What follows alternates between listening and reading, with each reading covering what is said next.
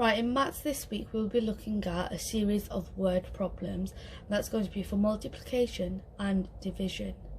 Now, when you are looking at word problems and working through them, you need to be very careful about the language that is used, and you can use a highlighter to highlight any of the key information in the question to help you answer it. I'm going to read through it. So it says, each month Justin gets 5 coins from his mother. How many coins does he get each year? Now the important parts here, it says each month, so he's getting it once a month. Justin gets 5 coins. How many coins does he get? He gets 5 coins from his mother. Well, it doesn't really matter who he gets it from, we just know each month he's getting 5 coins. And the question asks, how many coins did he get each year? Now it changed from each month to each year. You can see the 5 coins here. Now to work this out, to work out how many he gets each year, we need to know how many months there are in 1 year. Now we know there are 12 months in 1 year. And in each of the 12 months, he gets 5 coins. So the calculation we need to do is 12 times 5. 12 times 5.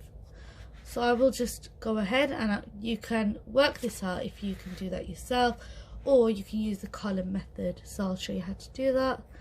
Hundreds, tens, ones. My numbers 12, which is 1 10 and 2 ones. 12, and there are no hundreds, times 5.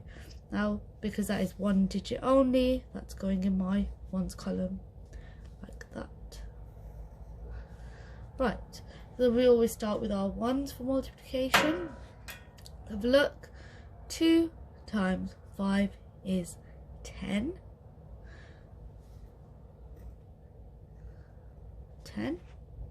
And then we've got 1 times 5, which is 5. But because this is in the tens column, this one is in the tens, that's really a 10, not a 1.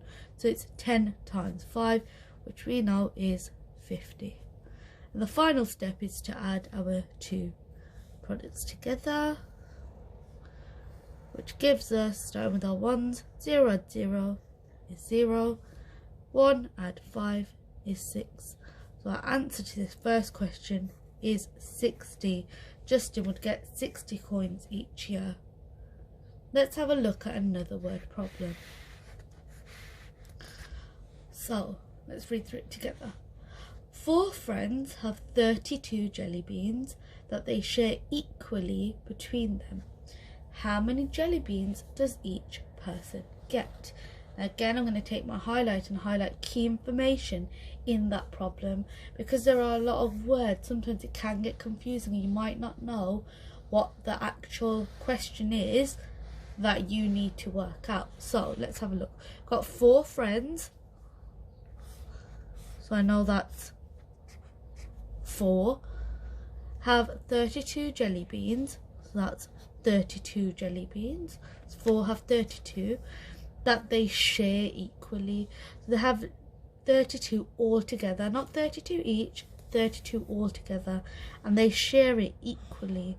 Now because they've used the word equally, that means everyone has to have the same amount of jelly beans.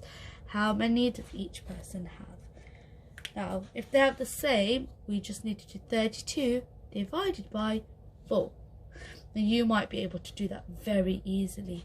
If you are finding it a little bit tricky, you can use the bus stop method. So I'm going to go ahead and show you how to do that. Got my bus stop. The number that we're dividing, 32, so we're splitting that. We put under the bus stop, like that. And the number that we are dividing by, so the divisor, which is 4, we put on the outside of the bus stop, like that. And because it's on the outside here, we know we're looking for our 4 times tables. Then on your fingers, you count to the first number.